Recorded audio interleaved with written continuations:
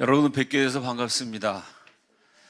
역사의 밤이 오는 길목에서라는 제목으로 한반도 주변 정세와 하나님의 말씀을 함께 나누고자 합니다. 우리 PPT 띄워주시기 바랍니다. 자, 지금 북한 핵 문제가 초미의 관심사입니다. 그런데 트럼프 시대에 미국이 생각하는 북한은 그 이전 정권의 북한과는 근본적으로 다릅니다. 첫 번째가 북한의 핵미사일이 미국 본토를 타격할 수 있게 됐습니다. 오바마 정권, 클린턴 정권 때는요, 북한이 핵을 개발해갖고 서울을 때릴 수는 있지만 그걸 가지고 LA나 뉴욕을 타격할 수는 없었습니다. 거기까지 날아갈 수 있는 미사일이 북한에게 없었던 거죠. 그런데 2017년, 바로 작년이죠. 11월 29일 날 북한의 ICBM 대륙간 탄도미사일이 발사가 됐습니다. 사정거리가 13,000km, 미국 전역을 커버할 수 있습니다. 그러니까 이제는 북한이 미국을 미사일로 때릴 수 있어요. 그 다음 단계가 뭐냐면 북한이 핵을 가지고 있습니다. 근데 그 핵이 커요. 그래서 핵 기술에서 중요한 것은 소량화, 경량화입니다. 핵폭탄이 있는데 이게 너무 크면은 비행기에 싣고 가서 떨어뜨려야 됩니다. 그게 2차 세계대전 때 히로시마, 나가사키에 미국 사람들이 비행기에다가 핵폭탄을 싣고 가서 떨어뜨렸죠. 그 핵을 가볍게 만들고 작게 만들면요, 그걸 비행기에 실을 필요 없이 미사일에다가 부착을 할 수 있습니다. 그러니까 북한의 핵폭탄을 지금 가볍게 만들고 조그맣게 만들어서 미사일에 딱 붙이기만 하면 그 핵 미사일로 미국 전역을 타격할 수가 있어요. 자, 미사일은 이미 미국까지 날아갔고 그게 2017년 11월 29일. 그 다음에 2018년 올해 가을쯤이면 핵폭탄을 작게 만들어서 미사일에 장착할 수 있는 기술을 북한이 갖게 됩니다. 결국 트럼프는 그 이전 대통령은 경험한 적이 없는 위협, 북한이 핵으로 미국 전역 어디든지 공격할 수 있다라는 위기를 직면하고 있습니다. 두 번째, 북한이 왜 핵을 개발하느냐?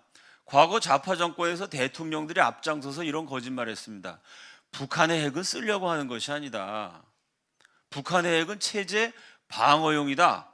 노무현 대통령이 그런 말을 했죠. 북한 핵은 공격용이 아니라 방어용이다.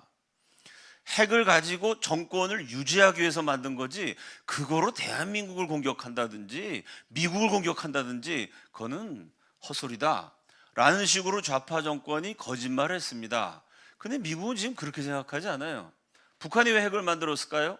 북한 핵으로 미국을 딱 위협합니다. 미국, 한국 문제에 개입하면 미국이 서울을 구하려고 하다가 뉴욕을 통째로 잃어버릴 수가 있어.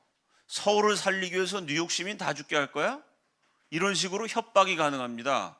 자, 한반도에서 남한에서 주한미군 철수 안 시키면 내가 LA를 공격해 버릴 거야. 핵을 가지고 협박을 해서 주한미군을 철수를 시킵니다.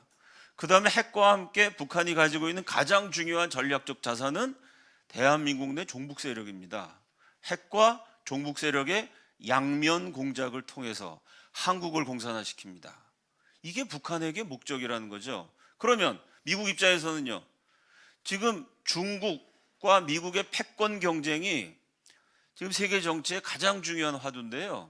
그 미중 패권 경쟁이 일어나는 최전선이 한반도입니다. 그 한반도에서 미국의 가장 중요한 전략적 요충지에서 미국이 가장 싫어하는 공산주의 통일 정권이 수립되게 됩니다. 이건 미국의 이익과 안보에도 심대한 위협입니다. 그 북한은 핵을 가지고 한반도를 공산화 통일하려고 그러고 한반도가 공산화되는 것은 미국에게 지극히 불리한 사건이다. 이게 미국 사람들의 인식입니다. 그래서 27명의 미국 내 북한 전문가들 대상으로 북한핵의 목적이 뭐냐? 남한과 북한의 관계를 어떻게 봐야 되느냐? 설문조사했는데 비슷한 응답이 나왔습니다. 그 27명 전문가의 견해를 가장 아주 극적으로 강조한 말이 이런 겁니다. 남한과 북한의 관계는 2차 세계대전 때 미국과 일본의 관계와 같다. 미국과 일본이 어떻게 했나요? 평화협정 맺었나요? 그냥 전쟁을 슬슬 했나요? 미국과 일본의 태평양 전쟁은요, 역사상 가장 잔혹한 전쟁입니다. 어떻게든지 이기기 위해서 수단 방법 안 가렸어요. 일본은 아시죠? 카미카제 특공대. 나중엔 그냥 사람이 비행기 몰고 자살 특공을 했습니다. 끝까지 싸웠어요. 미국은 하도 일본 애들이 독하게 구니까 원자폭탄 떨겨버렸습니다. 미국과 일본의 관계는 뭐냐? 한쪽이 박살 날 때까지 끝까지 싸우는 관계. 그게 남한과 북한의 관계지. 무슨 북한이 핵을 갖고 체제 유지하고 공격을 안 한다? 틀린 소리다. 미국 전문가들이 거의 일치된 견해입니다. 세 번째, 과거에는 핵 문제가 북한과 미국의 대결이었는데 이제 시간이 많이 흘려가지고 이게 북한과 세계의 대결이 됐습니다. 2011년에 김정일이 죽었어요. 그때 대한민국의 많은 국회의원, 지금 현 정권에 있는 고위직 인사들이 김정일 국방위원장에게 조문을 표한다. 많은 조문을 표했습니다. 자, 그건 대한민국에서나 가능한 얘기고요. 그 당시 세계는 어떻게 되냐? 2011년 김정일이 죽었을 때 칠레의 공산당입니다. 칠레의 무슨 보수 세력이 아니고요. 공산당. 같은 공산당 입장에서 동료 공산당 지도자가 죽었기 때문에 조문을 표했어요. 발칵 뒤집어졌습니다. 그때 칠레의 집권 여당에서 자기 나라 국민을 그토록 굶주리게 만들고 탄압하게 만든 그 독재자의 죽음에 대해서 애도를 표하는 칠레 공산당. 저거 칠레 사람 맞냐? 저거 제정신이냐? 신랄하게 비판을 했습니다. 바로 그때 베네수엘라 사회주의 국가였습니다. 미국하고 맞짱 떠갖고 대결했던 베네수엘라 당연히 같은 사회주의니까 조문을 표했을 때요. 베네수엘라 언론이 뭐라고 얘기했냐면요. 지금 우리나라 정부가 김정일이가 죽었는데 거기다 대고 조문을 표했다. 이건 권력 남용이다. 그딴 짓 하라고 권력 준 게 아니다. 이건 베네수엘라 국민에 대한 모독이다. 여러분 제가 얘기한 게 무슨 미국, 일본 자유민주주의 진영 얘기한 게 아니고요. 칠레 공산당에서 사회주의 국가 베네수엘라에서 김정일 같은 인간 죽었다고 조문하는 것, 이건 권력 남용이고 국민에 대한 모독이다. 그 얘기를 그대로 대한민국에 적용하면요. 대한민국 국회의원들이 그때 대한민국 지도자란 사람들이 김정일 죽었다고 조문했던 거는 그것이야말로 우리 국가의 수치에 해당되는 일입니다. 자, 이런 식으로 2011년에도 이미 전 세계 공산당 사이에서도요, 북한 저건 공산당도 아니다. 공산주의의 수치고 모욕이다라는 분위기가 일찌감치 형성이 돼 있었어요. 그 후에 UN 인권위원회의 조사로 북한이 역사상 가장 잔혹한, 끔찍하고 잔인한 인권 탄압을 자행해 왔다는 사실이 낱낱이 밝혀졌습니다. 그래서 이제 전 세계가요, 북한이 무슨 짓을 했는지 대부분 압니다. 그래서 북한 핵 문제에 대해서 지금 현재 미국의 UN 대사인 헤일리 대사가 이런 얘기했어요. 북한을 UN 회원국으로서의 자격을 제한해야 된다. 다른 UN 회원국은 북한과 교역을 중단하고 외교를 단절해야 된다. 저런 나라는 UN 회원국으로 받아들일 수 없다는 얘기입니다. 이 미국의 주장에 동조해서 북한이 워낙 외교적으로 고립돼 갖고요. 북한하고 외교 관계를 맺고 있는 나라가 많지 않습니다. 그 많지 않은 나라 가운데서도 10개 이상이 미국의 충고를 받아들여서 북한과 외교 관계를 단절했습니다. 이제 북한의 문제는요, 단순히 미국의 문제가 아니고요. 전 세계가 저런 식으로 사람을 정치범 수용소에 가두고 때려 죽이고 굶겨 죽이고 맞아 죽게 만드는, 얼어 죽게 만드는, 이건 인류의 수치고 문명에 대한 모독이라고 분개를 합니다. 그래서 북한 동포들이 수용소의 참상에 대해서 쓴 책들이 있어요. 미국에서도 베스트셀러가 됩니다. 유럽에서도 베스트셀러가 돼요. 한국에서는 나오자마자 절판됩니다. 한국 사람만 관심이 없어요. 미국 대통령 부시도 정치범 수용소 출신을 백악관으로 불렀어요. 트럼프도 얼마 전에 불렀죠. 트럼프의 딸 이방카가 한국 와갖고 또 탈북자를 만나겠다 그럽니다. 한국 대통령만, 한국 정부와 국민들만 북한 인권 문제에 대해서 무관심하고 있습니다. 자, 그럼 1번은 미국의 안보를 위해서 북한의 핵 문제를 반드시 해결해야 된다는 얘기고, 2번은 한반도가 공산화되면 미국에게 지극히 불길하고 불리한 사태가 전개되기 때문에 북한 핵 문제를 미국이 해결해야 된다는 거고요.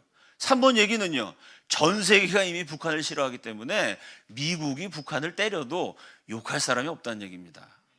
다시 말해서 미국은 북한 핵 문제를 해결해야 하고, 해결했을 때 오히려 전 세계에 반대가 아니라 동의를 구할 수 있는 상황이 전개가 됐습니다. 그럼 문제는 미국은 북한 문제를 해결할 수 있는 힘이 있을까요?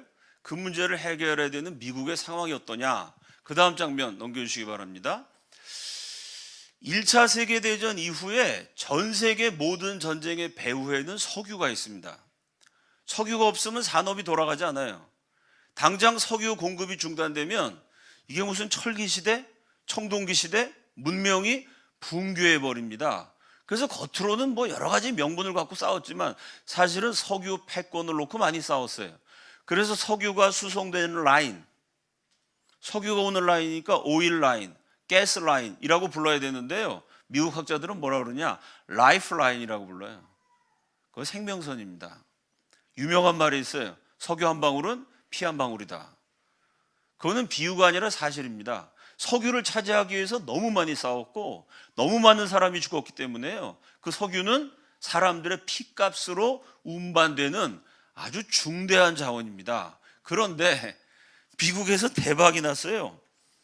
지하 3,000m 아래에 쉐일 가스, 쉐일 오일이라는 게 있다는 걸 옛날부터 알았습니다. 문제는 뭐냐면 지하 3,000m 내려가면 거기 이 바위가 있어요. 판 같은 바위. 한국말로 번역하면 판암이라고 할 수 있습니다. 그러니까 옛날에는 거기가 5억 년 전에 바다였다 그럽니다.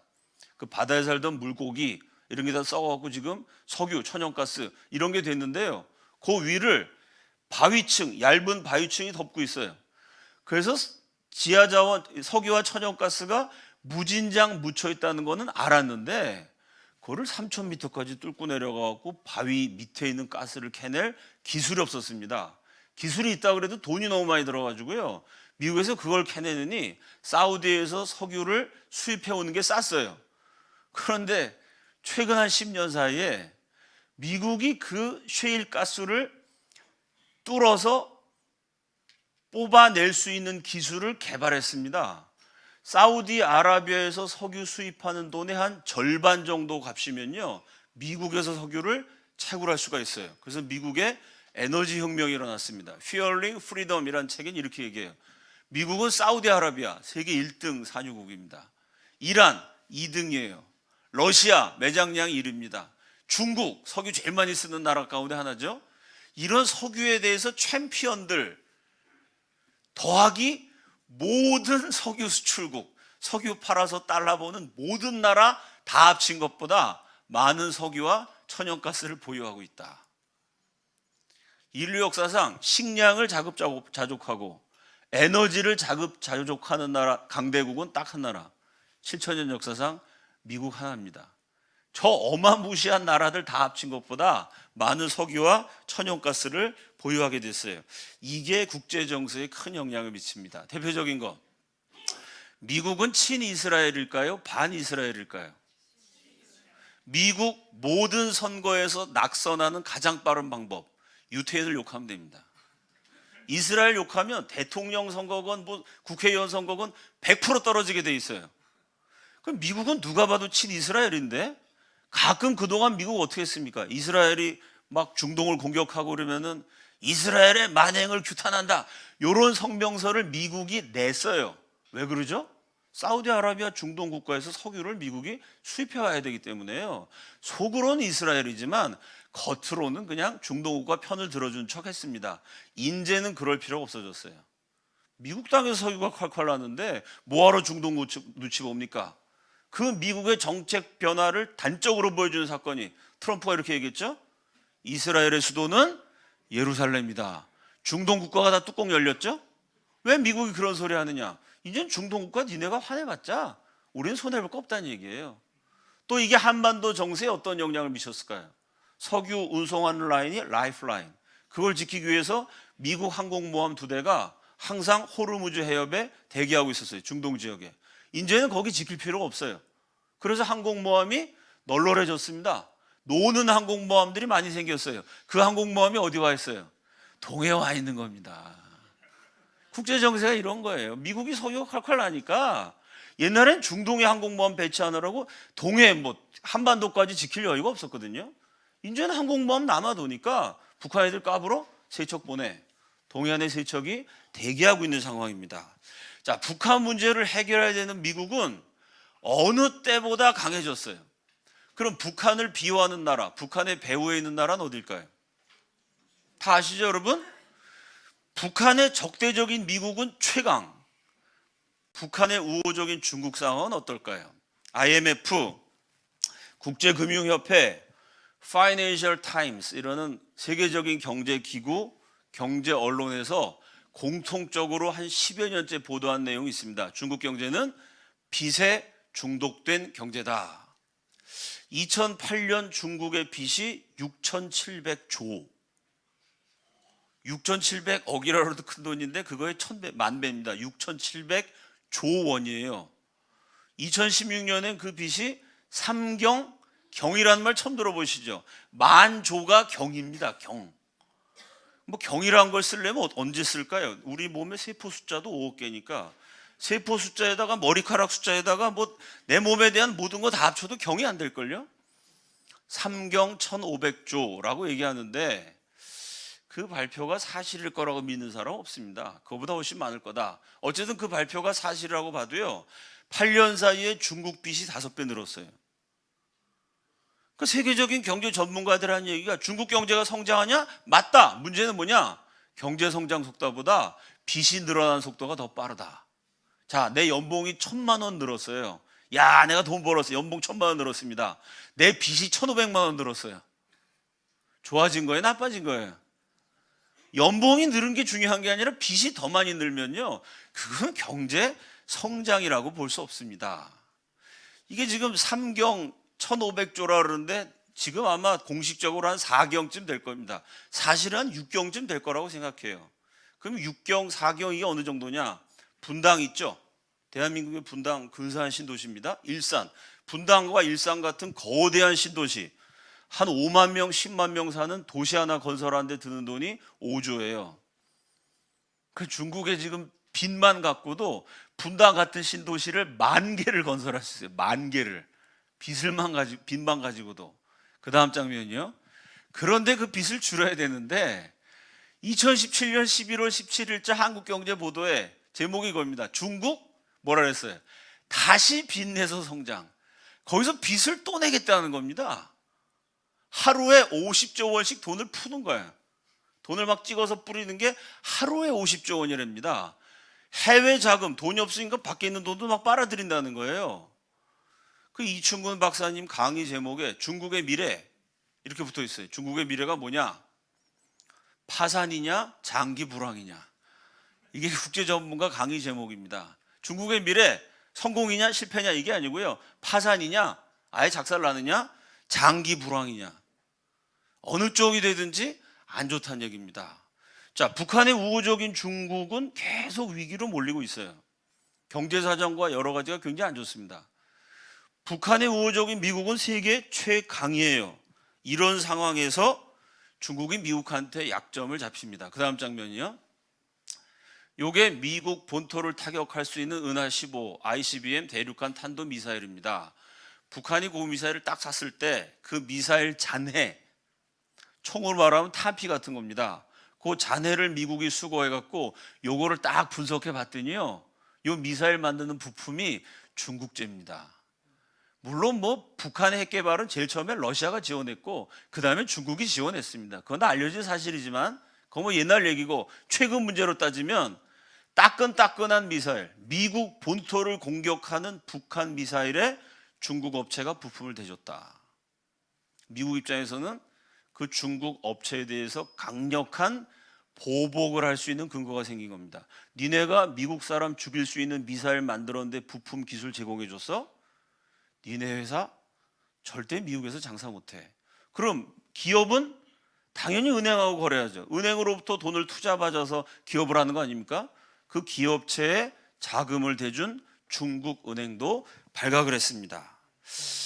이런 상황에 북한 핵 문제의 당사국인 한국의 입장은 어떨까요? 그 다음 장면이요. 주한미군 철수시키고 한미동맹을 폐기해야 된다. 아니 북한의 위협으로부터 70년 동안 이 나라를 지켜준 미군을 떠나보내야 된다. 이 얘기를 어디서 했냐면 이 얘기했던 자리가 주한미군 내보내는 한반도 평화협정 실현운동 선포식에 국민께 드리는 걸, 주한미군을 내보내면 한반도에 평화가 온다는 거죠. 이런 소리를 그냥 뭐 동네 구멍가게 아저씨가 했다 그러면 큰 문제가 없을 텐데요. 이 소리 한 사람이 지금 우리나라의 교육부총리입니다. 이 사람이 대한민국 초중고 대학생들의 교육을 책임지고 있는 현 정권의 장관도 아니고 부총리가 이런 소리 했어요. 그 다음 장면이요. 우리의 박원순 시장님은 파리가 말에 붙어가듯. 이거 비참한 거 아닙니까? 누가 파리고 누가 말이에요? 아, 우리가 말이야. 중국이 파리야. 중국은 파리가 인구가 16억. 우리는 말인데 인구가 5천만. 이거 말이 돼요? 아, 파리떼가 많으니까 뭐 이렇게 억지로 말을 만들면 되겠네요. 파리가 말에 붙어가듯 대한민국에 대한 모독이죠. 우린 중국에 붙어야 된다. 이런 소리를 하셨어요. 작년에 막 북한 핵 위기가 커지니까 서울시가 추진한 운동, 서울시민 평양시장께 편지 보내기 운동. 서울특별시장님이라 특별한 말씀을 많이 하셨습니다. 개성공단 정도로 안 되고 남포공단을 만들자. 저 평양 옆에다 공단을 만들어 갖고 북한 공산당 간부들이 쓰는 물건 다 만들어 주자. 뭐 이런 얘기를 하고 추측해 볼 수 있는 발언도 과거에 했습니다. 특별시장님이셔 갖고 특별히 북한과 중국을 사랑하는 이런 언행을 많이 하셨죠. 그 다음 장면이요. 그리고 김여정이 왔을 때 이 나라 대통령이 저렇게 극진히 대접을 했습니다. 문제는 뭐냐? 김여정이 왔을 때 또 같이 온 사람이 있어요. 같은 시기에 온 사람이 있습니다. 누구죠? 미국의 펜스 부통령. 자, 김여정이 왔을 때는요, 통일부 장관이 나가고 차관 2명이 나가서 영접을 했어요. 펜스 부통령이 왔을 때는 차관 1사람이 나갔습니다. 어디가 더 중요하다는 얘기예요. 6.25 전쟁을 일으켜갖고 500만을 죽고 다치게 만든 전쟁 원흉 김일성의 딸한테는 장관, 차관 2이 나갔고 언론이 백두혈통이 왔다고 모나리자의 미소 어쩌고저쩌고 이러면서 마구마구 띄웠습니다. 아니, 대한민국을 위해 싸우다가 5만 명이 죽고 10만 명이 다친 월남전 때도 같이 싸운 동맹국 미국 부통령이 왔는데는요, 차관 하나 딸랑 나갔어요. 누가 봐도 이 정권이 친미냐 친북이냐 답이 나오는 그림입니다. 그럼 펜스는 한국에 와서 어떻게 했을까요? 한국이 푸대접했을 때 펜스가 찾아간 데가 있습니다. 어디 찾아갔죠? 천안함. 피격당한 그곳에 갔어요. 그럼 무슨 얘기입니까? 전 세계를 향해서 미국 부통령이면 막강한 사람이에요. 보통 사람이 아닙니다. 더군다나 펜스는요, 공화당의 적자입니다. 오히려 트럼프가 공화당의 2다나 비슷한 아웃사이더였다가 갑자기 대통령 된 사람이고, 펜스는 정통 공화당원입니다. 그래서 한국 언론이 되게 모르는 게 있는데요, 트럼프가 탄핵당할 거라고 우리 언론이 계속 말도 안 되는 시나리오를 써요. 만약 탄핵당하면 대한민국 만세입니다. 뭐 트럼프가 있어도 대한민국에는 괜찮은데요, 트럼프가 탄핵당하면 누가 대통령 되냐면 펜스가 돼요. 펜스는 진짜 복음주의자고요, 공산주의를 정말 싫어하는 사람입니다. 진짜 보수가 뭔지를 제대로 보여줄 수 있는 사람이 펜스예요. 그 중요한 인물이 천안함, 북한 공격받아서 부서진 거기 가서 봤습니다. 무슨 얘기입니까? 북한을 응징하겠다는 메시지입니다. 자, 이런 상황에서 정리하면 미국은 북한 핵 문제를 해결해야 된다. 안 하면 북한이 위험해진다. 미국이 위험해진다. 전 세계 여론이 미국이 북한 문제 해결해도 욕하지 않는 상황이다. 미국은 세계에서 최강이었는데 더 최강이 돼버렸다. 반대로 그 북한을 비호하는 중국은 아주 위험한 상황인데다가 북한 미사일 개발에 부품 제공하고 자금 제공했다는 약점까지 미국한테 잡혔다. 이런 상황에서 한국은 지금 이런 친북적인 행태를 보이는 세력들이 지도자로 군림하고 있다. 자, 이런 상황입니다. 여기서 미국은 어떻게 북한 문제를 해결하느냐? 첫 번째가 경제 제재죠. 그 다음 장면이요. 미국 재무부 차관 시걸 맨델커가 한 얘기입니다. 북한 정권이 지난 수년간 은밀히 대량 살상 무기 프로그램에 자금을 조달할 수 있었기 때문에 이런 도발이 가능했다.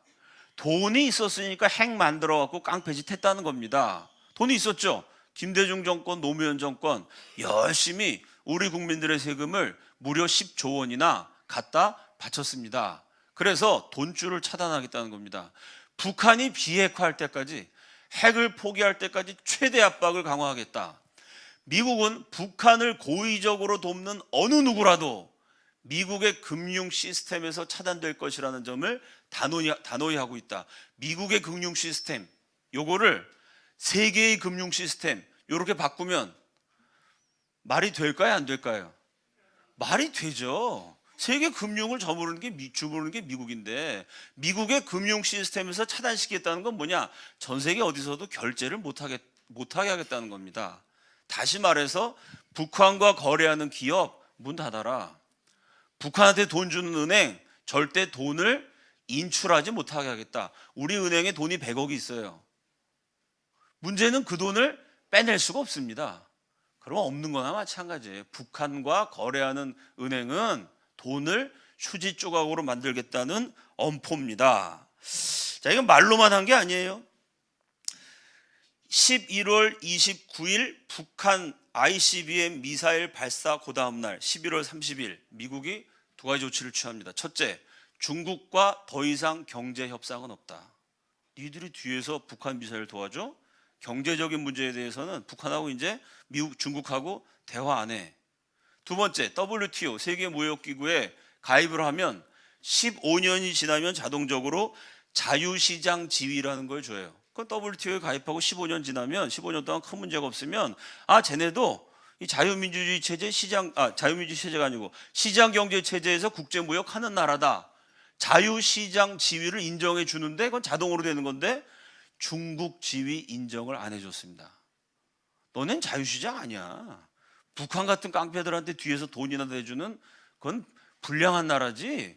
너네를 자유시장 경제체제로 파트너로 절대 안 돼. 이건 뭡니까? 두 가지 조치. 니네랑 대화 안 해.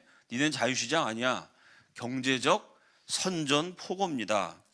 그리고 무자비하게 압박을 해갖고 2017년에 미국 재무부 산하 해외 자산 통제실이 북한과 연계된 100개가 넘는 개인과 기관을 제재 대상으로 선택했어요. 북한과 연계된 기업이든 은행이든 무자비하게 경제 거래를 차단한다는 거죠. 북한의 돈 세탁과 제재 회피를 한 은행을 찾아내서 제재했는데 그 은행은 어느 나라 은행이었을까요? 중국은행 12개인가가 이때 아주 무자비한 보복을 당합니다. 트럼프는 이런 말을 했죠. 북한과 거래하는 모든 국가와 거래를 끊겠다. 그럼 전 세계를 향해 선전포고한 겁니다. 너네 북한하고 물건 사고 팔래? 미국하고 물건 사고 팔래? 둘 중에 하나 선택해. 세상의 어느 나라가 북한이 무슨 무역액이라는 게 대한민국의 100분질, 200분질, 이제는 한 500분질 되는데요. 무역도 안 하는 그 북한하고 무역하기 위해서, 예를 들어 북한하고 10달러짜리 무역하기 위해서 미국하고 1억 달러 무역하는 걸 포기한 나라가 있을까요? 이건 아주 북한을 고립시켜 버리겠다는 강경한 정책입니다. 자, 이게 먹혀 들어가기 시작해요. 그래서 중국이 그 전까지는 뭐 북한 제재한다 말만 하고 안 하다가요, 미국이 확실하게 쳐버리니까 중국도 이제 위태로워지거든요. 계속 미국이 압박해오면 중국 경제도 어떻게 될지 모릅니다.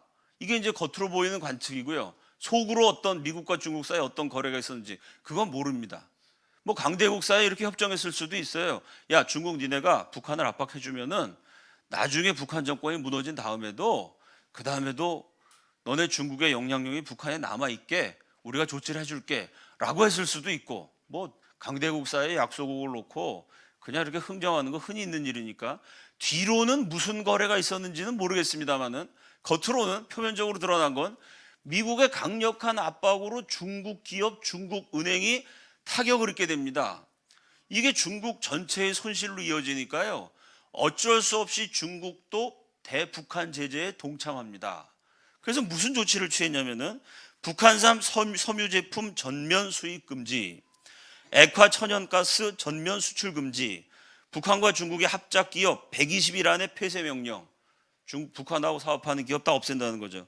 홍콩과 마카오에도 적용해서 홍콩과 마카오에 와 있던 북한 근로자들 비자 갱신 안 해줘갖고 전부 다 돌아가게 만들었습니다.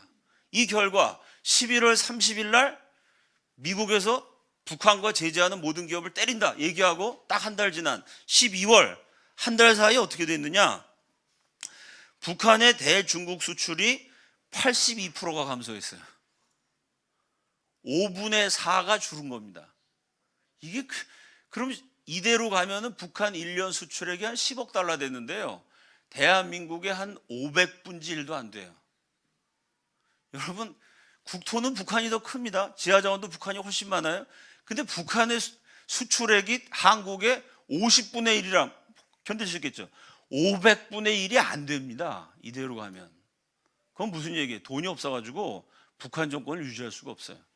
무역을 해서 달러를 벌어야 김정은이가 그 돈으로 공산당 간부들한테 주면서 벤츠도 사주면서 야 나한테 충성을 다 바쳐. 그럼 내가 먹여 살려줄게 라고 체제 유지가 가능한데 그나마 무역하던 나라가 중국인데 그 무역 수출액을 82%를 줄여버리면 이건 아주 고사시키는 어마무시한 정책입니다. 또 유엔 안보리가 작년에 결의한 게 북한의 석유 사용량을 450만 배럴 이상 석유를 못 쓰게 만들었습니다. 450만 배럴 어느 정도냐? 대한민국의 하루 일일 석유 사용량이 257만 배럴이에요. 북한의 1년 석유 사용량을 450만 배럴로 유엔이 제재했습니다. 그럼 북한의 1년 석유 사용량은 대한민국의 하루 반, 36시간 석유 사용량. 다시 말해서 대한민국보다 무역액은 500분의 1이 안 되고요. 석유 사용량은 200분의 1이 안 되게 만들었어요. 석유가 없으면 미사일 쏠 수가 없습니다. 미사일은 딱 만들었는데 그 미사일을 싣고 간 발사대 기름이 없어서 시동이 안 걸려요. 그럼 끝나는 거죠. 이런 식으로 어마무시하게 미국이 북한을 제재를 했는데 이게 지금 효과가 있다는 거죠. 그 다음 장면이요. 트럼프는 또 자기가 잘한 건 반드시 자랑을 하죠. 그 1월 1일 날 트럼프 트위터에 제재 및 다른 수단, 이 다른 수단이 뭐냐? 이게 또 아주 골치 아픈 거예요. 제재한 거, 경제 제재, 다른 수단. 군사적인 위협이라는 거거든요.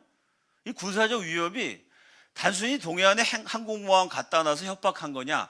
아니면 실제로 미국이 북한의 군사시설을 야금야금 때려 부시고 있느냐? 이건 모르는 겁니다. 부수고 있을 수도 있어요. 어쨌든 그 다른 수단이 북한에 큰 충격을 주기 시작했다. 북한 병사들이 위협을 무릅쓰고 남한으로 탈출하고 있다. 로켓맨, 이 김정은이죠. 로켓이나 쏘고 있는 녀석, 뭐 이런 아주 비아냥거리는 말입니다. 로켓맨은 처음으로 한국과 대화하고자 한다. 잘 보세요, 여러분. 김정은이 갑자기 막 대화하자 그러니까 우리 언론이 문재인 대통령이 햇볕 정책을 계승해갖고 한반도 평화 정착을 위해 노력하니까 봐라, 북한도 대화하러 나온다. 천만의 말씀입니다. 미국이 압박을 하니까 북한이 살기 위해서 할 수 없이 대한민국 이용하려고 대화하고자 한 거죠. 그걸 1월 2일 날 트럼프가 올해 초부터 이미 예언을 한 겁니다. 아마도 그것은 좋은 뉴스일 수도 있고. 왜 좋은 뉴스일까요? 북한을 압박해요. 북한이 더 이상 못 살겠다, 대화하자, 나 좀 살려달라 이러면 굳이 전쟁 안 하고 북한 핵 문제 해결할 수 있으니까 좋은 문제일 수 있고, 나쁜 뉴스일 수도 있다. 이게 왜 나쁜 뉴스일까요? 만약 북한이 몰려서 대화하자고 나왔는데 거기에 남한의 종북 세력들이 합세해가지고 평화 미군 철수하라 이딴 방향으로 가면 이건 나쁜 뉴스가 되는 겁니다. 미국에도 나쁜 뉴스, 한국에도 나쁜 뉴스. 그죠? 또 만약 김정은이가 대화하는 척하면서 북한 핵을 끝까지 포기 안 하면 이게 왜 나쁜 뉴스가 되죠? 이게 마지막 카드예요. 이렇게 압박을 해서 네가 순순히 항복하면은 살려줄 수는 있어. 압박을 했는데 항복하는 척 위장 평화 공세를 펼쳐? 그럼 너는 폭격 받아야 돼. 이게 마지막 카드이기 때문에요. 마지막 카드가 소진되면 그 다음에 남은 건 전쟁밖에 없습니다. 이건 나쁜 뉴스가 될 수도 있다. 두고 봅시다. 아니 미국 사람들이 일을 허술하게 안 합니다. 자, 이렇게 미국이 압박을 해가지고 북한이 대화하러 나왔는데 한국의 언론, 한국 정부, 많은 한국 국민들은 우리 한국이 햇볕 정책을 피니까 그게 먹혀갖고 대화하러 왔다, 뭐 이렇게 생각합니다. 그게 맞나 한번 따져봅시다. 이번에 김정은이 문재인 대통령 만나자고 임신한 자기 여동생까지 보내갖고 초청을 했어요. 이게 전례가 없는 일입니다. 김대중 대통령은 제발 나를 한번 만나달라고 5억 달러를 법을 어겨가면서 비밀리에 북한에 송금을 했습니다. 대북 불법 송금 사건이 있었죠. 5,500억 원을 갖다 바치면서, 그게 김정일 면접료입니다. 대학 입학 시험 칠 때 면접료 이런 거 내잖아요. 김정일 앞에서 시험 치기 위해서 5,500억을 주고 만났어요. 노무현 대통령이 임기 말에 아주 지지율이 하락했을 때 다음번에 누가 봐도 우파 정권에 들었으니까 우파 정권이 들어서도 대북 정책 바꾸지 못하게 대못을 박읍시다, 일기 말에 구걸하듯이 북한한테 부탁을 해갖고 정상회담을 했습니다. 김대중 노무현의 정상회담은요, 남한 측이 부탁을 했어요. 돈 주면서 구걸을 했습니다. 이번은 달라요. 김정은이 자기 여동생까지 보내갖고 만나달라고 먼저 부탁을 했습니다. 이건 북한이 몰렸다는 얘기죠. 거기에 대해서도 트럼프가 얘기를 하겠죠. 그 다음 장면이요. 뭐라 그랬느냐. 트럼프가 미리 딱 박이죠. 어떻게 보면 한국 정부가 어떻게 나올지 미리 알고 선제 공격을 가하는 식으로 말했다고 해석할 여지도 있는 겁니다. 1월 4일 날 문재인하고 자기가 문재인 대통령과 통화를 했다는 겁니다. 그래서 뭐라고 얘기했냐면, 문 대통령은 나의 강경한 자세에 감사했다. 미국이 북한한테 강경하게 하면 문재인 대통령은 미국 감사합니다, 이랬다는 겁니다. 트럼프가 거짓말을 했을까요? 이 말이 사실이라면 문재인 대통령은 미국한테도 감사합니다, 김여정한테도 와주셔서 감사합니다, 중국한테도 감사합니다, 감사가 충만하신 그런 분이 되는 겁니다. 트럼프 말이 사실이라면요, 감사했대잖아요. 트럼프가 세계 최고 미국 대통령이 25년 동안 그들, 여기서 말하는 그들이란 거는 미국의 전임 대통령들입니다. 클린턴, 힐러리, 오바마. 그들은 강경한 자세를 써본 적이 없다, 모든 것을 내줘왔다. 빌 클린턴이 무엇을 했는지 보라. 자, 남한과 북한이 막 대화를 할 때 미국 대통령 뭐라 그랬냐면, 이거는 내가 강하게 때려가지고 북한이 나온 거고 남한 대통령도 나한테 감사하다 그랬어. 그리고 대화, 한국에서 햇볕 정책 얘기가 막 나올 때 먼저 뭐를 박았죠? 미국 역대 대통령들 북한한테 다 좋았지? 그거 쓸데없는 짓이야. 이거 무슨 얘기입니까? 괜히 또 남북의 햇볕 정책 그런 쓸데없는 짓 하지 마. 그걸 남한 앞으로 이렇게 하지 마, 이러면 내정 간섭이 됩니다. 그러니까 남한 얘기 안 하고 미국 얘기한 거예요. 미국 대통령 여태까지 뭐 했어? 오바마? 클린턴? 북한한테 계속 내주기만 했잖아. 나는 내주는 사람이 아니야. 그 사람들 퍼주기만 했지. 미국을 욕했는데 뭘 미국이 뭘 퍼줘요? 남한이 한국이 퍼줬지. 이런 상황에서 남북 정상회담 논의가 시작된 것입니다. 김일성 대학교 출신의 탈북민 주성화 씨도 똑같은 얘기했어요. 이제 대북 제재가 점점 북한의 목을 조여오고 돈도 떨어지고 하니 한국을 구워 삶아서 자기 편으로 만든 다음에 미국과의 회담에서 중재를 서게 만들고 싶나 봅니다. 정확한 얘기죠. 돈 떨어지고 힘드니까 한국이라도 구워 삶아서 한국을 믿기로 해서 어떻게 미국하고 좀 얘기하면서 핵 미사일을 완성할 시간을 벌어보겠다. 이게 탈북민, 김일성 대학 출신의 탈북민 기자 주성화 기자의 분석입니다. 자, 이렇게 미국이 전방위로 북한을 압박하고 중국도 그 제재에 동참해서 무려 무역액이 82%나 북한이 중국한테 수출하는 것을 82%나 차단한 상황에서 이 국제적인 포위망을 뚫고 문재인 정권이 북한을 지원할 수 있을까요? 북한 지원하는 건 두 가지. 북한이 제일 필요한 건 두 가지. 첫째, 석유. 그래서 이번에 북한 배 망병 보호가 올림픽에 왔죠. 거기 한국 정부가 기름을 줬어요, 못 줬어요? 줄라 그러다가 못 줬어요. 왜? 그거 줬다가 큰일 납니다. 정말 북한을 사랑하시는 분들이 눈물을 흘리면서 석유 대신 눈물을 줬어. 눈물을. 정말 주고 싶은데 못 준다. 못 줬어요, 결국은. 북한이 싫어서 못 줬겠어요? 대한민국에 석유가 없어서 못 줬겠습니까? 미국이 무서워서 못 준 겁니다. 자, 석유는 못 줬어요. 돈은 줄 수 있을까요?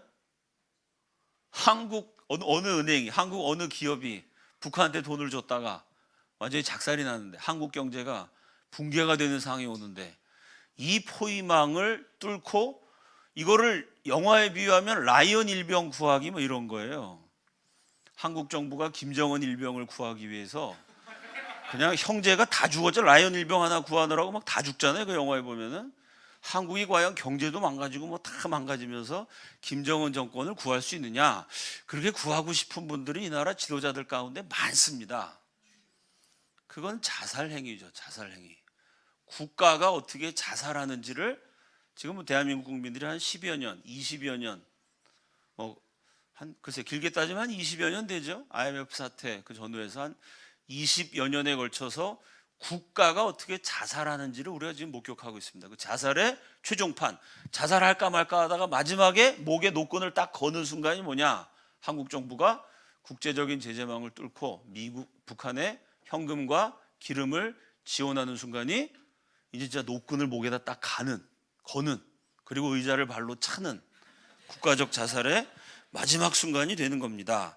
자, 첫째가 이런 무자비한 경제 제재가 진행되고 있고요. 두 번째가 이제 늘 거론되는 무력 공격입니다. 그 다음 장면요. 세계적인 잡지 Foreign Policy라는 잡지가 있죠. 국제 외교 전문가들의 잡지인데요. It's time to bomb. 폭격할 때가 됐다는 겁니다. bomb. 폭탄 터뜨린다는 거죠. 어디에? 노스 코리아. 에드워드 루트워크. CSIS라는 미국 아주 군사 분야의 최고 기관이 있죠. 거기에 선임연구원, 미국 최고의 군사 외교 전문가 에드워드 루트워크의 글입니다. 이 글에서는 미국을 비판해요.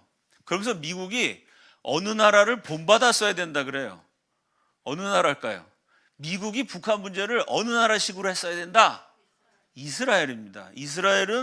이스라엘의 적에 대해서 무자비하게 공격하잖아요.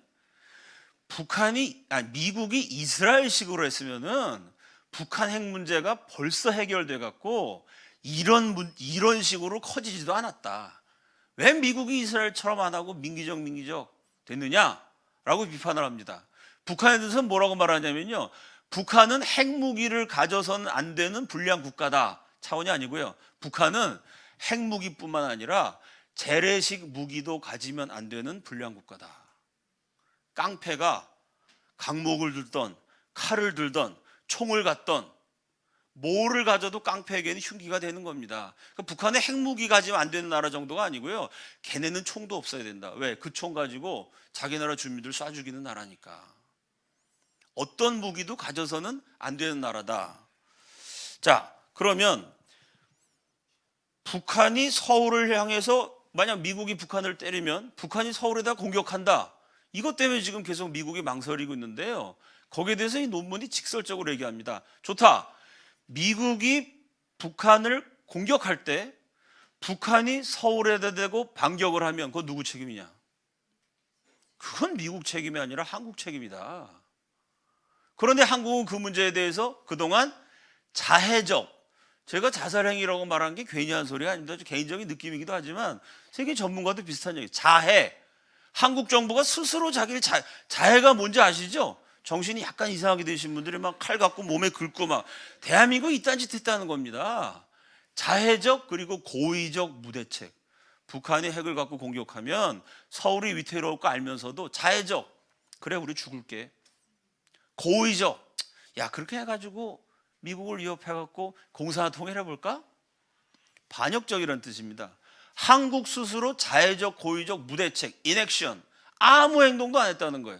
그러면서 얘기하는 게 미국과 이스라엘을 개발한 아이언돔이라는 거를 한국처럼 돈 많은 나라가 세계 5대 공업 국가가 7대 무역 국가가 모든 경제력 통틀으면 10위권쯤 되는 굉장한 나라가 그 넘치는 돈을 가지고 아이언돔 시스템 같은 걸 만들었으면은 북한 미사일의 95% 요격할 수 있다. 그걸 안 했다는 거예요, 한국이. 고의적으로. 돈이 없어서가 아니고. 반역적으로. 또 북한이 핵 공격한다면 대피시설 만들어야 되는데 대피 장소만 지정해 놓고 가보면 대피시설이라는 데 가보면 팻말도 안 써 있다. 여러분 핵 대피시설 어디인 줄 아세요? 가보셨습니까? 나 이 사람 기사 읽고 처음 알았어요. 거기 있는데 팻말도 없구나. 저는 팻말이 있는지 없는지도 몰랐습니다. 이 사람 그렇게 얘기했어요. 그런 식으로 팽개쳤는데 그 서울을 구하고 그 대한민국의 피해가 무서워서 그것까지 염려해 주면서 미국이 북한을 안 때려? 언제부터 미국이 그렇게 착한 나라였다고 그런 소리 하냐? 서울이 반격을 받아서 불바다가 되건 말건 그건 한국 책임이지. 미국이 왜 그것까지 염려해 줘야 되느냐? 아주 신랄한 논조입니다. 이런 한국의 나태로 서울이 노출되었으므로 미국이 서울을 걱정하면서까지 미국 본토를 위협하는 핵미사일을 방치할 필요는 없다. 미국은 한국을 무시하고 이 기회에 북한을 공격해야 한다. 마지막 기회다. 왜냐하면 올 가을이면 이제 더 이상 시간이 없어요. 북한이 미국을 핵으로 공격할 수 있는 체계가 갖춰지기 때문에 지금 마지막 기회니까 한국 눈치 보지 말고 때려라. 그 다음 장면이요. 이건 제가 강의할 때 몇 번 얘기해서 아마 들으신 분들 있을 겁니다. 이렇게 미국이 북한을 칠 때 제일 위협이 되는 건, 미국이 북한 치면 김정은 정권 뭐 다 북한은 아주 끝장이 납니다. 문제는 휴전선에 배치된 북한 장사정포가 불을 뿜어서 서울을 공격할 경우에 피해 규모, 2017년 7월 뉴욕타임즈의 보도입니다. 1차 사격으로 한 3만 명 정도가 죽는다라고 되어 있어요. 빵 쏘면 3만 명이 죽는다. 근데 문제가 2011년에 북한이 연평도를 공격했습니다. 그때 북한이 170발을 쐈는데요. 군인 2명, 민간인 2명이 죽었어요. 170발 쐈는데 4명 죽었으니까 그렇게 파워가 강하지 않다는 거죠. 그 대포는 이렇게 육지에 노출된 대포로 쐈습니다. 장사정포는 지하나 동굴에 은폐되어 있거든요. 그게 육지에 나와 있으면 미국과 한국이 폭격을 하니까요. 여러분 아시지만 기계라는 거는 지하 같은 데 들어가면, 동굴처럼 습기가 있는 곳에 들어가면 기계가 작동을 잘 안 해요. 그럼 북한이 연평도를 쏜 대포가 지하나 동굴에 있는 것이 아닌 비교적 상태가 좋은 대포였는데 4발 가운데 1발이 불발탄이었어요. 25%가 불발탄입니다. 형편없다는 거죠. 북한 대포의 수준이. 그럼 장사정포는 땅굴과 동굴에 있었으니까 불발탄이 25%가 아니라 50%다라고 가정해도 15,000명 죽는다는 계산이 나와요. 그게 불발탄이 75%다. 이래도 7,500명 죽는다는 계산이 나옵니다. 이게 뉴욕타임즈의 최악의 시나리오예요. 여기에 대한 반론, 올해 1월 22일 날 밴쿠버에서 열린 한국전쟁 관련 20개국 외무장관 회의에서 미국 국무장관 제임스 매티스 장관이 서울을 위험에 빠뜨리지 않고 북한을 공격할 능력이 있다. 이미 장사정포 위치를 미국이 다 파악해갖고 전쟁 터지자마자 장사정포를 무력화시킬 거기 때문에 서울이 반격당할 가능성은 없다.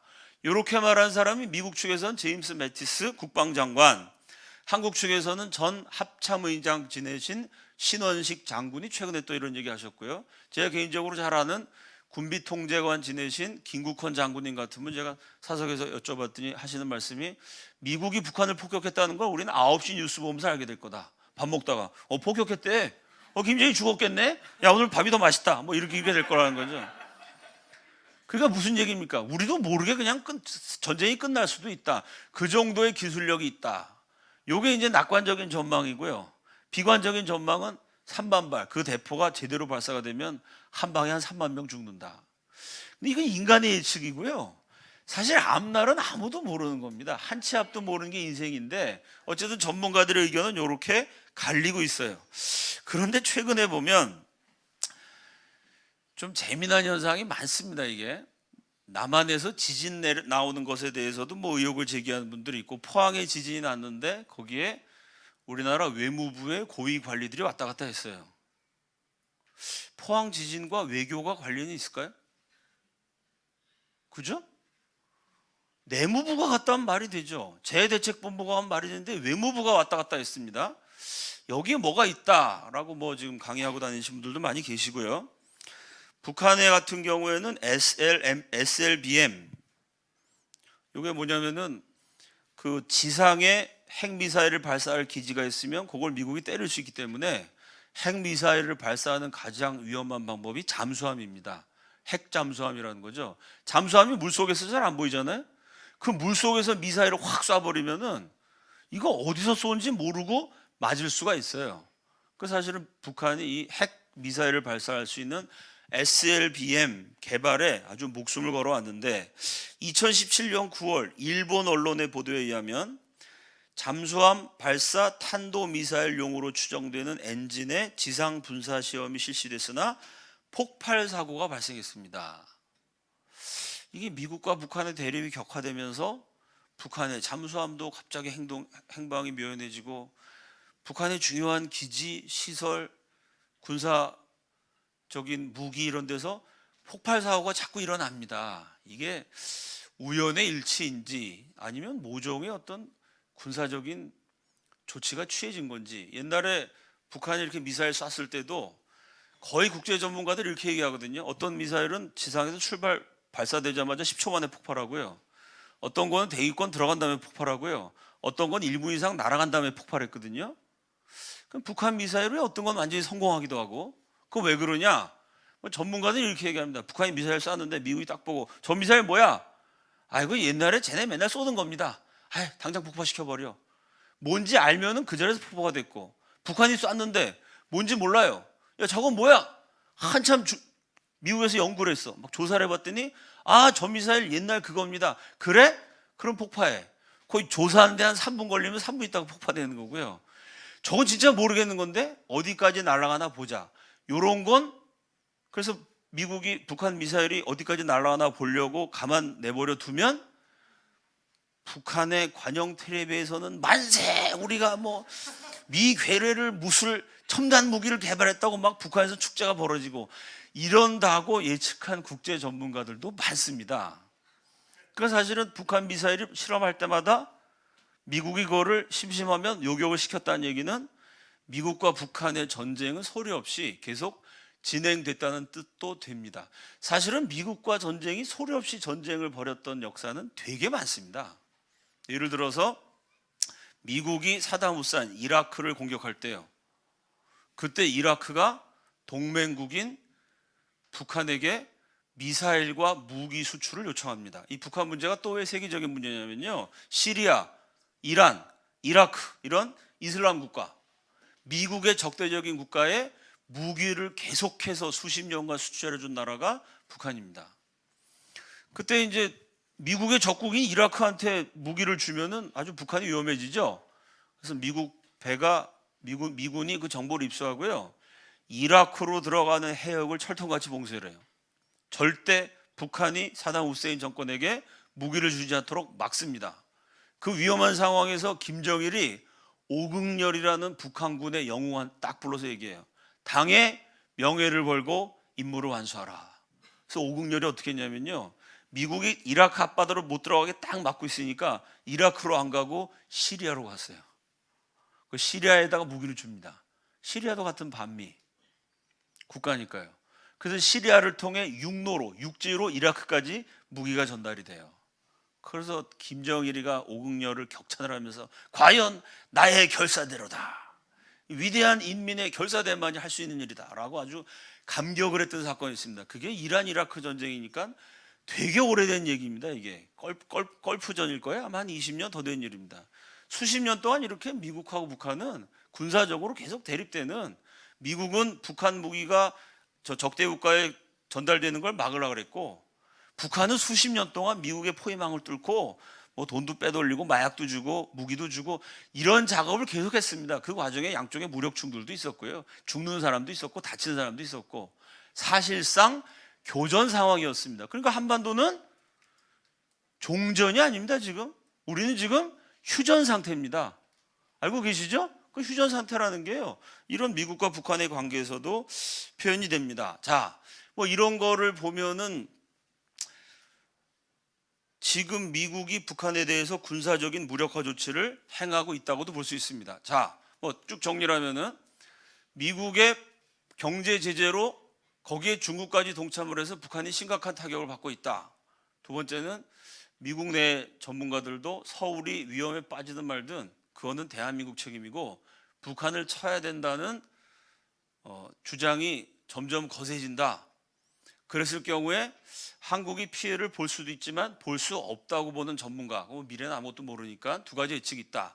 그럼 이 봉쇄든 공격이든 이 문제에 대한 미국의 여론은 어떨까요? 최근의 미국 여론, 최근에 지금 진행되는 게 평창올림픽 아닙니까?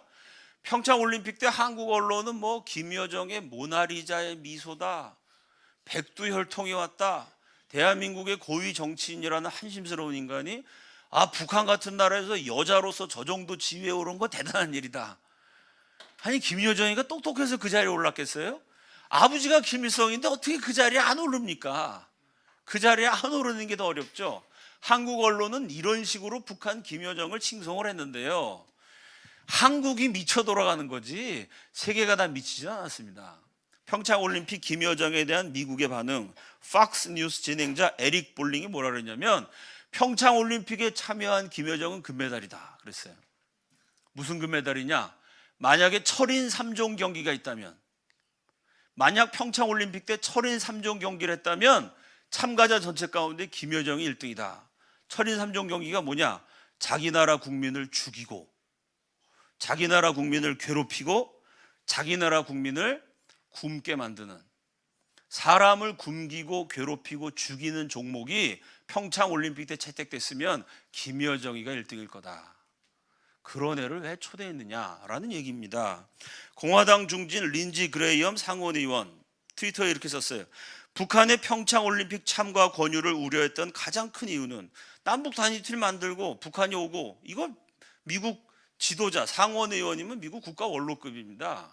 하원은 지역구에서 뽑지만 상원이라는 건 주마다 2명씩 뽑는 원로에 해당되는 분들이죠. 그 중에서도 중진이에요. 근데 북한이 평창올림픽 참가하는 거 우려했다는 겁니다. 왜 그랬느냐?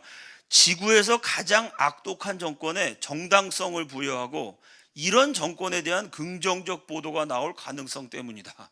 한국 언론이 이렇게 북한의 나팔수 노릇하는 것 때문에 짜증나갖고 우려했다는 얘기입니다. 김여정과 김씨 정권을 폭군 가족 혹은 살인자보다 나은 호칭으로 부르는 것을, 김여정이나 그 김씨 김일성 패밀리는 쟤는 폭군 가족이야, 쟤는 살인자야 라고 불러야지, 그거보다 더 좋은 이름으로 부르는 것은 국제사회는 물론, 이건 국제사회에 대한 모독이라는 거죠. 김씨 정권 아래에서 고통받는 북한 주민들에 대한 따옴표, 엄청난 몹쓸 짓이다. 국제사회를 모독하고 엄청난 북한 주민에 대한 엄청난 몹쓸 짓을 대한민국의 지도자들과 언론이 계속 하루 24시간 해냈습니다. 자, 제가 예를 들어 팍스TV, 미국의 우파 진영입니다. 공화당 린지 상원의원 역시 미국의 보수 세력이에요. 그럼 미국 좌파, 제가 별로 안 좋아하는 말입니다만 미국의 진보 세력, 트럼프를 싫어하는 쪽에서 어떠냐? 이건 다 미국의 공화당 트럼프 정권 계열이니까 김여정을 싫어했고, 미국에서도 좌파가 있겠죠. 그 미국 좌파는 그럼 김여정을 어떻게 얘기했느냐? 그 다음 장면이요. 트럼프를 제일 싫어하는 신문이 뉴욕타임즈입니다.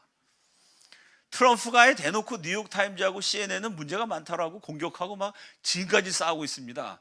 그 뉴욕타임즈, 트럼프를 무지하게 싫어하는 미국 좌파라는 말이 글쎄 좀 어울리진 않습니다만은 미국에 대한 좋은 책 가운데 더 라이트 네이션이라는 게 있습니다. 우파의 나라라는 얘기예요. 미국은 좌파가 없는 나라다. 그런 책인데 저도 그 의견에 상당 부분 동의를 해요. 미국에서 좌파가 많지는 않는데 어쨌든 미국에서 제일 좌파적이라고 할 수 있는 뉴욕타임즈 2008년 2월 15일 며칠 전이죠? 따끈따끈한 신문에 프랭크 브룬이라는 칼럼니스트가 글을 썼어요. 이 사람은 남들이 잘 안 쓰는 어려운 그리고 정확한 영어 단어를 많이 썼고 표현력이 정교하기로 정평이 나 있습니다. 미국 사람들도 사전을 갖고 와서 이 단어를 찾아가면서 이 사람 사설을 읽는다는, 제가 옛날 대학 다닐 때 영어 공부할 때는 뉴욕타임즈 사설 이게 세계 최고 수준의 영어다 이러고 공부 많이 했거든요. 아마 요즘도 그럴 거예요, 그죠? 뉴욕타임즈 사설 그러면 영어권에서는 굉장히 공신력 있는 수준 높은 뛰어난 문장들인데요. 그 사설 칼럼니스트로 50대고 주로 음식에 대한 칼럼 많이 썼던 아주 글 잘 쓰기로 유명한 사람인데요. 이 사람 제목이 뭐냐? 북한의 이방카 트럼프라고. 김여정을 북한의 이방카라고 불렀잖아요. 김여정을 북한의 트럼프의 딸 이방카에 비유하는 게 맞냐? 이런 얘기인데요. 이 사설에 나온 이 단어를 까다롭게 쓰기로 유명한 사람, 정확하게 쓰기로 유명한 칼럼니스트의 표현입니다. 김정은이는 살인광이다. 북한은 깡패 국가다. 북한이 보낸 미녀 응원단, 그걸 대한민국이 막 귀빈 대접했는데 그 귀빈을 뭐라 그랬냐면 so called, 쟤네들이 떠드는 소위 귀빈이라는 자들. 이거 비아냥거리는 표현입니다. 김여정이가 패션이 어떻고 미모가 어쩌고 모나리자의 미소, 정신 나간, 넋 나간 랩트, 넋 나간 표현들이 난무한다. 저런 김여정이한테 열광한 놈들은 너치, 얼간이들이다. 또 이 사람이 제일 분노한 것 중에 하나가 북한이 미녀 응원단을 딱 보내갖고 막 남한 사람들 딱 마음을 사로잡고 이런 거를 미국 언론이 charm offensive, 매력 공세, 그러니까 미녀들 보내갖고 아주 포장을 잘한 이거를 charm offensive, 매력 공세라고 미국 언론이 보도한 거에 대해서 아주 개탄을 합니다. 직설적으로 말했어요. 미국 대학생 오토 원비어를 억류했다가 식물인간이 되자 썩은 고깃덩어리를 우송하듯 하여 죽게 한 북한 정권에 charm, 매력이란 단어를 쓸 수 있겠냐. 이게 미국 좌파 얘기입니다.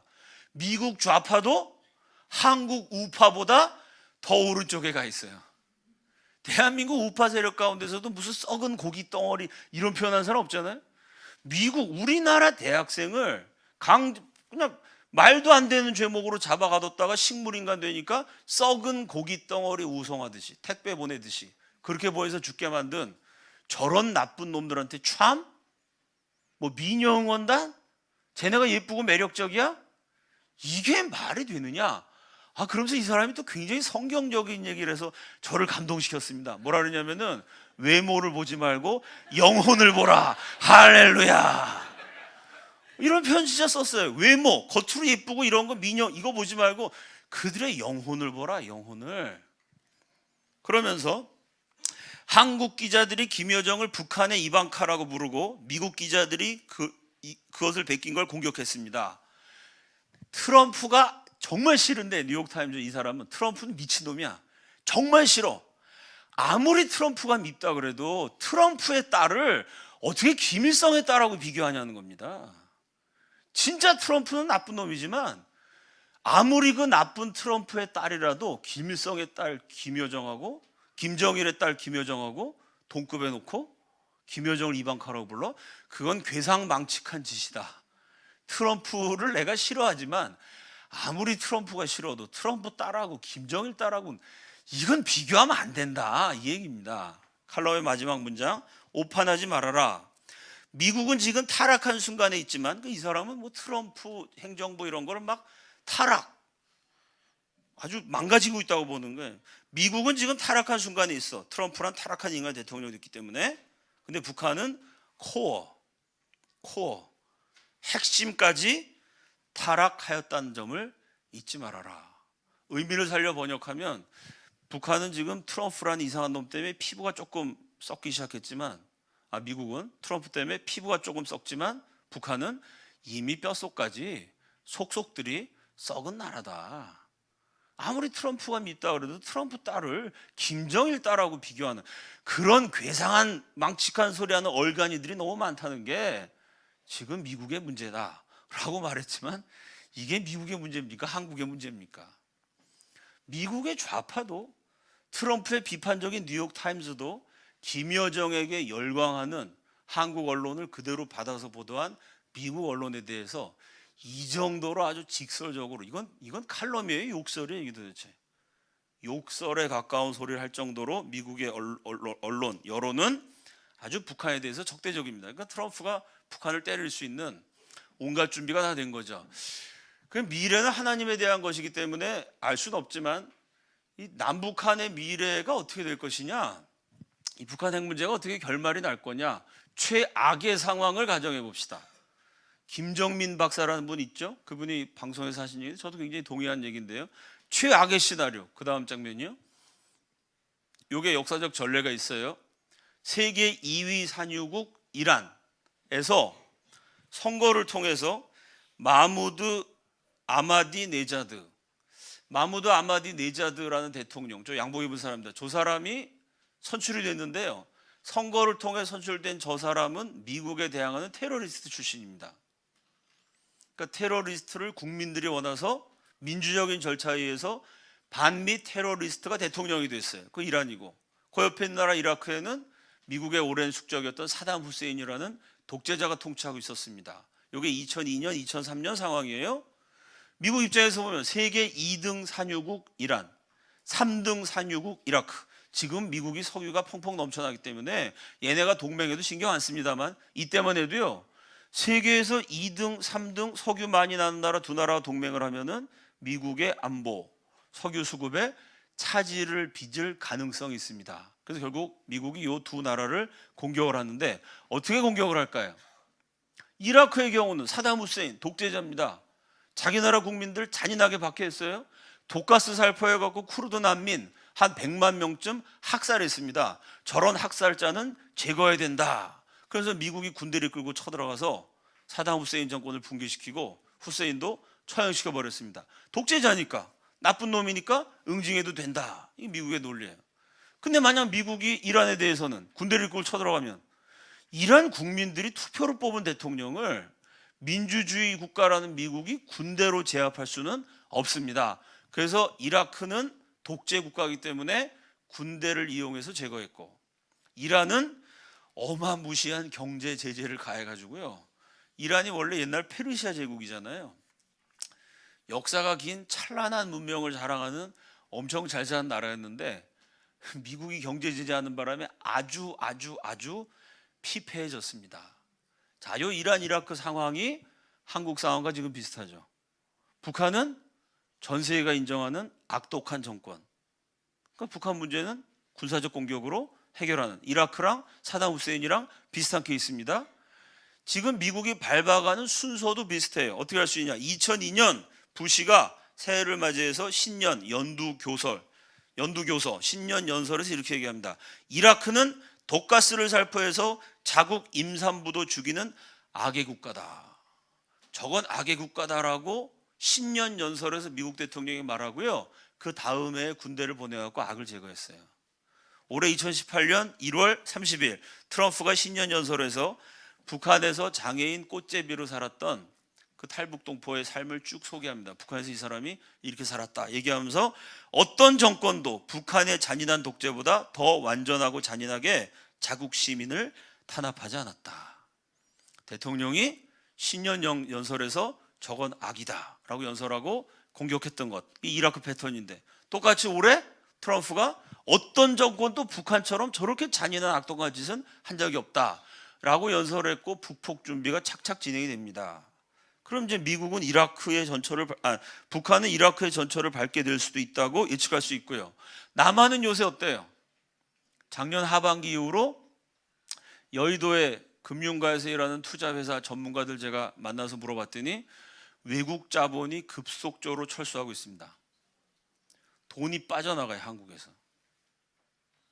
또 요새 뭐 GM 공장 철수하냐 마냐, GM이 어느 나라 거예요? 그죠? 또 요새 철강에 대해서 미국이 관세 폭탄을 때리는데요, 미국이 관세를 부과하려는 나라 봤더니 중국, 러시아, 한국이 들어가 있네. 중국, 러시아, 한국. 이걸 같은 편으로 미국이 보고 있는, 만약에 거기다 대고 미국이 관세를 때려버리면은 철강을 수출 못하게 되면 철강만 문제가 아니죠. 쇠로 만드는 자동차부터 시작해서 우리나라 산업 전반에 타격을 받게 됩니다. 한미 FTA를 폐지한다, 다시 한다, 여러 가지로 지금 미국이 통상 압력을 서서히 올리고 있죠. 동시에 뭐 사실인지 모르겠습니다만 주한미군 가족들이 조금씩 보따리를 싸고 있다는 소문도 많이 돌아요. 돈이 빠져나와 있는 건 사실이고요. 미국이 여러 가지로 산업에 압박을 가하고 있는 거는 GM 문제, 관세 문제, 이미 언론에다 보도가 됐잖아요. 이건 뭐냐면 미국이 옛날에 이란을 그렇게 했거든요. 이란은 경제 제재하고, 왜? 민주적으로 선출된 대통령이니까. 대한민국 민주적으로 국민들이 미국에 반대하고 북한과 중국의 우호적이었던 사람들을 다 지도자로 선출했습니다. 이거를 군사적으로 어떻게 못하니까 남한에 대해서는 경제 제재, 북한에 대해서는 저건 제거하는 군사 공격. 이게 우리가 한반도의 미래에 대해서 예측할 수 있는 가장 참혹한 시나리오입니다. 그러니까 인생도 그렇고 역사도 그렇고 최악의 시나리오를 상정하고 거기 대비하는 게 제일 효과적입니다. 그냥 잘 될 거라고 생각했다가 안 되면 큰일 났는데요. 안 되고 안 되고 안 돼서 바닥까지 떨어지면 어떤 상황이냐? 사업을 하더라도 그 상황을 예측하고 거기에 대한 대비책을 준비해 가면서 사업하면은 성공 확률이 그만큼 높아지고요. 최악의 상황을 가정하면은 최악의 상황이 안 될 확률도 높아지겠죠. 최악의 상황이 되더라도 뭔가 대책을 많이 궁리해서 살아날 방법을 찾을 수가 있겠죠. 현재 우리가 상상할 수 있는 최악의 시나리오는 북한은 미국의 공격을 받고 남한은 무자비한 경제 제재를 받는다. 왜? 북한은 반미, 주체사상 공산주의 국가고 남한도 근데 그건 독재 국가고 남한은 민주적인 선거를 통해서 반미, 친중, 친북 정책을 펼치는 지도자들을 선출했기 때문에 이거 미국이 나쁘다고 말할 수도 없는 부분입니다. 최근에 한 몇 달 사이에 저에게 제일 많이 떠오르는 성경 구절이 있습니다. 그 다음 장면이요. 이사야서 21장 11절 12절입니다. 다 함께 읽습니다. 시작.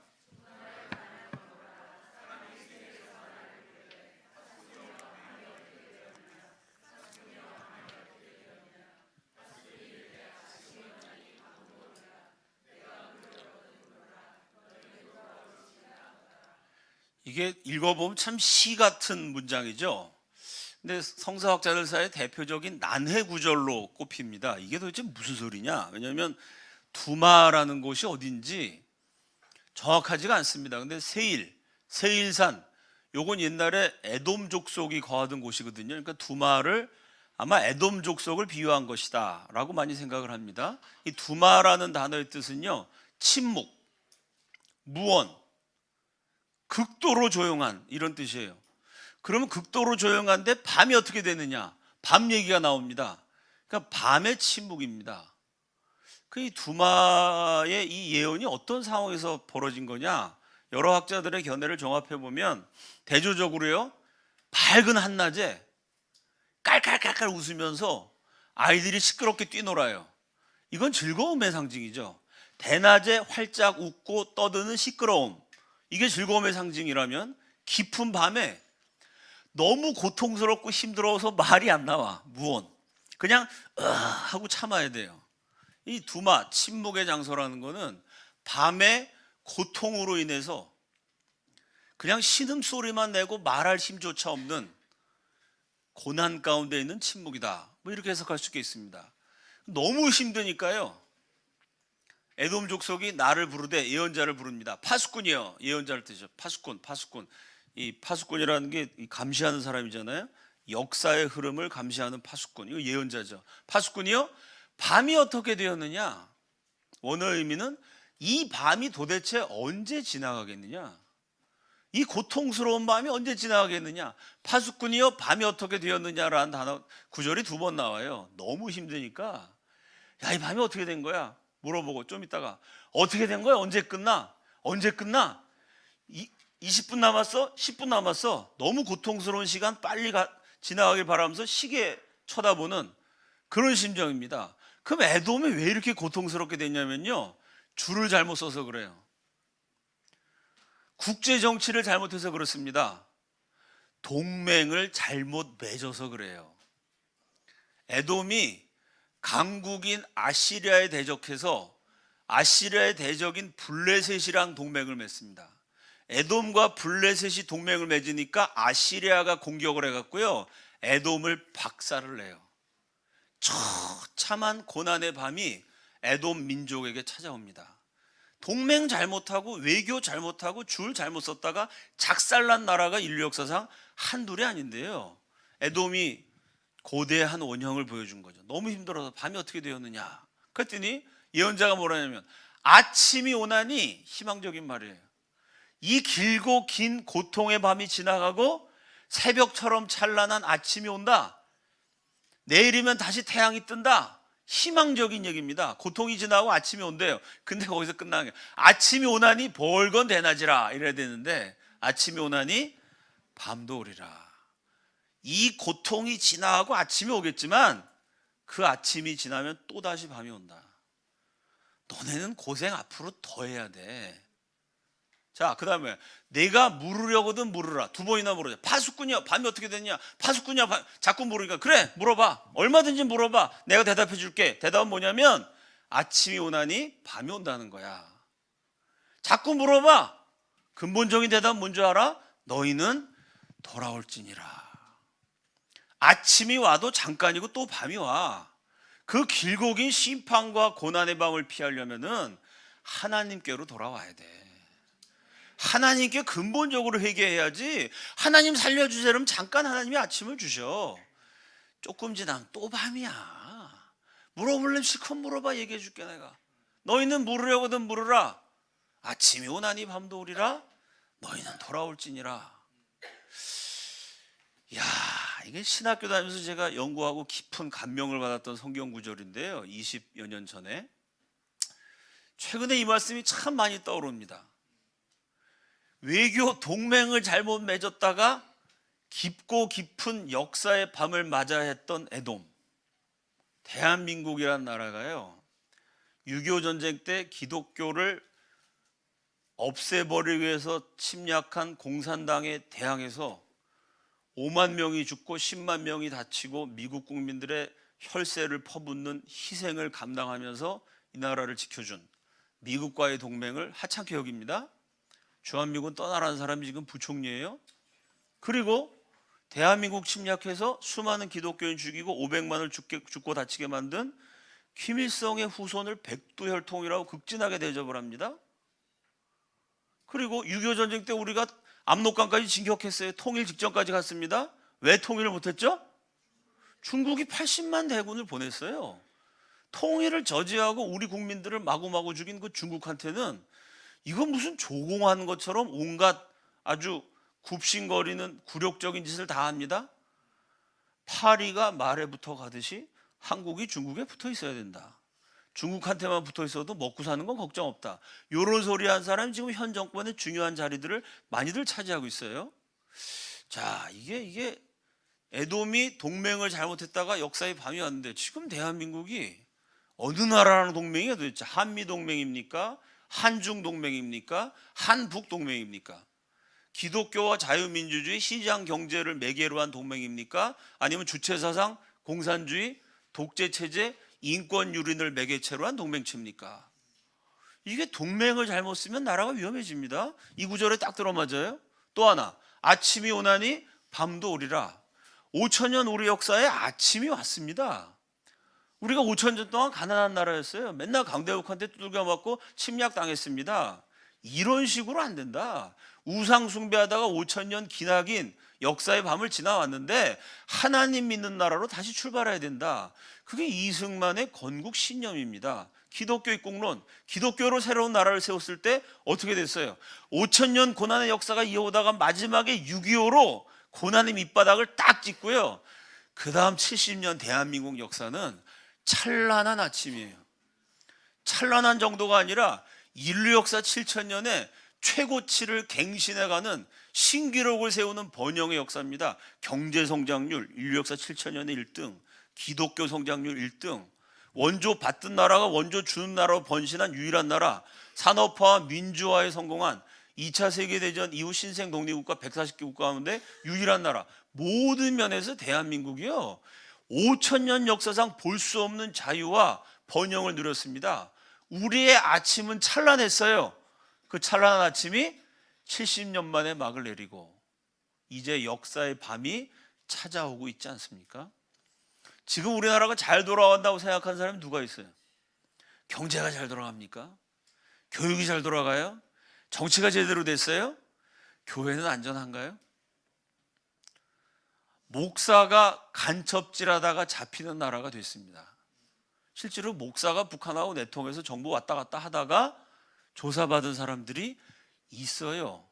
기독교가 앞장서서 종북, 평화 이러면서 종북과 북한의 나팔수 노릇을 합니다. 아침이 지나가고 역사에 밤이 오고 있다는 징조들입니다. 제가 그래서 오늘 설교의 제목을 역사에 밤이 오는 길목에서, 제목이 좀 문학적이고 근사한 것 같지만 사실은 제가 몇 달 동안 정말 고통스러워하면서 나는 저 말씀을 묵상하기가 싫은데 내가 20몇 년 전에 23살 땐가 신학교에서 이게 뭔 소리야? 그러고 연구했던 그 말씀이 몇 달 동안 자꾸 떠오르면서 그 말씀이 지금 한국 상황하고 너무 절묘하게 맞아떨어져 갖고요. 첫째는 야, 하나님 말씀은 정말 살아서 역사하시는구나.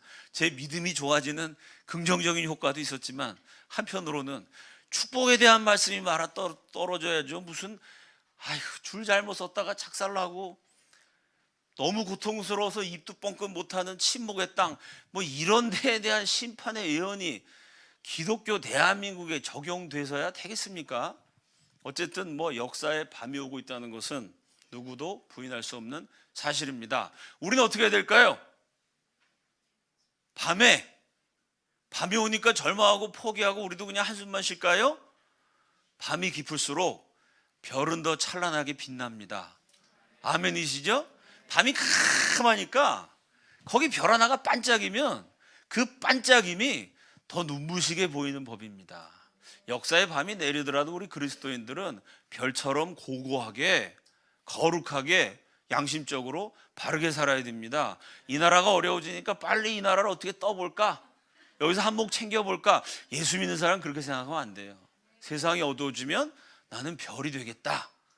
거룩한 공주병, 왕자병 뭐 이런 걸 가지고 내가 별, 스타처럼 세상이 다 잘못 돌아와도 나만이라도 양심을 가지고 북한의 거짓말, 종북 세력의 선전선동에 국민들이 속아 넘어가도 나라도 양심적인 글도 올리고 주변 사람 설득도 해서 좌파들, 종북 세력들 회개도 시키고 전향도 시키고 나만이라도 별처럼 바른 길을 가야 됩니다. 역사의 밤이 오고 있는데요, 우리 그리스도인들이 별이 돼가지고 이 밤을 인내해야 돼요.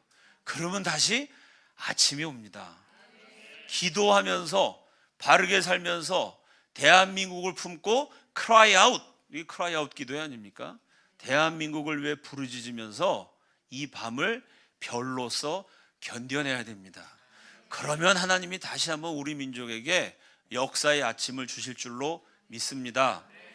별처럼 빛나는 삶으로 우리 하나님께 쓰임 받으며 역사의 밤을 견디고 다시 하나님이 주시는 대한민국의 새로운 아침을 찬란하게 맞이할 수 있는 저와 여러분이 되기를 우리 주님의 이름으로 축원합니다. 같이 기도하겠습니다. 사울이 하나님 믿는다는 열심을 가지고 기독교인들을 잔인하게 박해했습니다. 그러다가 다메섹으로 가는 고속도로에서 예수님을 만나서 뒤집어지죠. 그 다음에 아주 절묘한 성경 구절이 있습니다.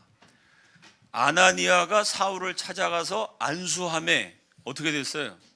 눈에 비늘 같은 것이 떨어져서 사울이 바로 보게 됐습니다. 지금 대한민국 국민들의 눈에 뭔가 비늘이 씌여 있어요. 사울은 하나님 모르는 사람 아니었습니다. 하나님 아는 사람인데 하나님을 위한다는 열심으로 하나님의 아들, 하나님의 교회를 박해했어요. 똑같이 교회 다니는 멀쩡한 기독교인들이 잘못된 교육, 종북 세력의 거짓말, 북한의 선동에 속아 넘어가고요, 반역적인 선택을 하고 반역적인 투표를 하는 경우가 너무 많습니다. 그래서 저와 여러분의 기도가 필요해요. 대한민국 국민들, 특히 기독교인들의 눈에서 비늘이 벗겨지게 하여 주시옵소서. 여러분이 이 시대에 아나니아가 되셔야 합니다. 아나니아가 주의 명령을 따라 안수할 때 사울의 눈에서 비늘이 떨어지면서 박해자 사울이 위대한 사도 바울이 됩니다. 대한민국 국민들이 정신 차리게 하여 주옵소서. 눈에 비늘이 떨어져서 북한 정권의 본질을 보게 하여 주옵소서. 국제 외교 정치 상황의 실체를 알게 하여 주옵소서. 중국의 숨은 내막과 정체를 보게 하여 주옵소서. 그래서 국민들이 다 같이 이런 말도 안 되는 정책으로 가면 망한다, 국가적 자살이다, 국민들이 깨달아야 그나마 이 역사의 밤이 짧게 지나갈 수 있습니다. 그나마 우리가 기다리는 역사의 새벽이요 가깝게 다가올 수가 있어요. 하나님, 제가 아나니아처럼 헌신합니다. 사심을 버리고, 아니 살인자 사울 만나러 가는데 미쳤습니까? 만나러 갔다 죽을 수도 있어요. 그러나 성령이 감동 주시고 말씀하셨을 때 아나니아가 순종했습니다. 하나님, 제가 아나니아처럼 말씀에 순종하는 사람이 되고 아나니아처럼 사울 같은 조국 대한민국과 한국교회에 안수하겠습니다. 한국을 품고 기도하겠습니다. 한국교회와 우리 국민들의 눈에서 거짓의 비늘이 떨어지게 하여 주시옵소서. 진실이 충만하게 하여 주옵소서. 진실과 진리를 증거하는 생기의 바람이, 성령의 바람이 한반도에 불어오게 하여 주시옵소서. 주여 한번 외치고 다 함께 통성으로 기도합니다. 주여!